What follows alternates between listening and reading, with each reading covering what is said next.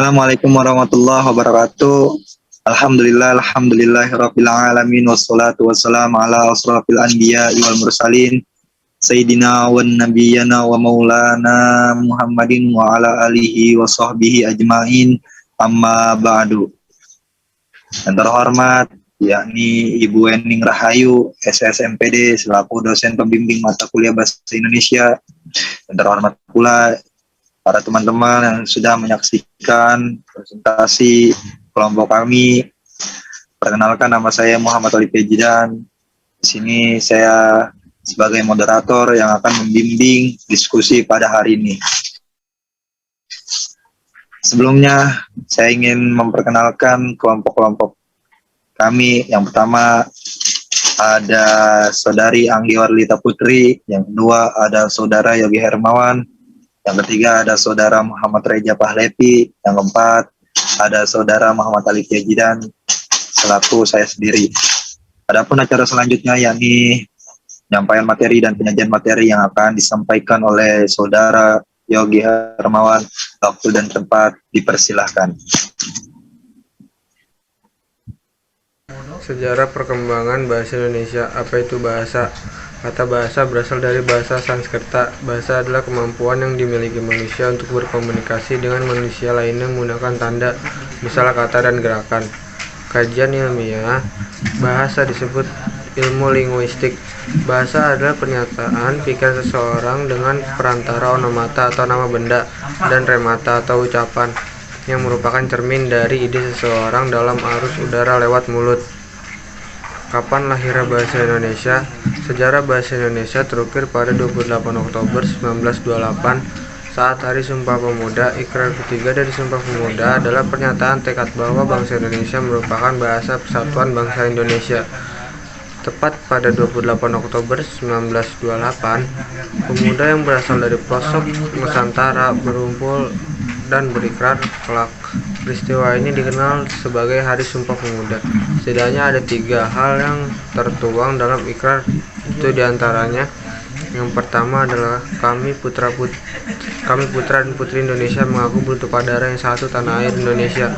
Yang kedua, kami putra dan putri Indonesia menjunjung bahasa persatuan bahasa Indonesia. Yang ketiga, kami putra dan putri Indonesia menjunjung bahasa persatuan bahasa Indonesia. Sejarah perkembangan bahasa Indonesia adalah Indonesia pada zaman pra-kemerdekaan. Bahasa Indonesia berasal dari bahasa Melayu. Penerimaan tersebut tidak terjadi begitu saja. Ada beberapa tahapan proses penerimaan, itu membutuhkan waktu yang lama. Tahapannya meliputi 1. Masa pra-1928. Bila dilihat dari sudut pandang sejarah, bahasa Melayu merupakan bahasa perhubungan atau komunikasi sejak abad 7, yaitu masa awal bangkitnya Kerajaan Sriwijaya. Pada masanya, Kerajaan Sriwijaya menjadi pusat kebudayaan, perdagangan, tempat orang belajar filsafat dan keagamaan atau Buddha, dengan menggunakan bahasa perhubungannya yaitu bahasa Melayu.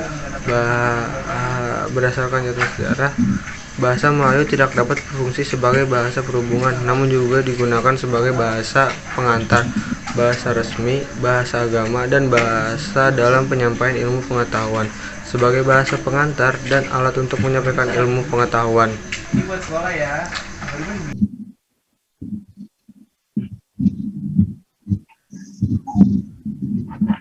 Iya, terima kasih Kak Yogi dan Kak Alif atas waktunya. Di sini saya akan menjelaskan tentang bukti lain adalah melanjut.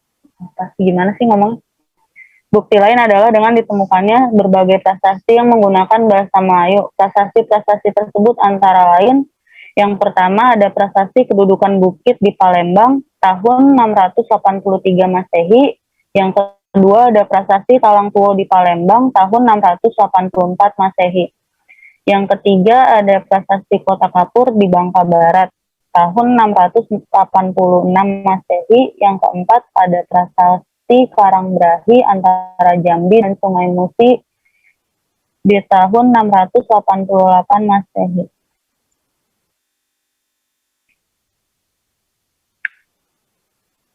Adapun faktor-faktor penyebab bahasa Melayu menjadi bahasa Indonesia terbagi menjadi 4 faktor, yaitu Yang pertama, bahasa Melayu merupakan lingua franca di Indonesia, yaitu bahasa perhubungan dan bahasa perdagangan di seluruh wilayah Indonesia. Bahasa Melayu memiliki corak yang berbeda-beda.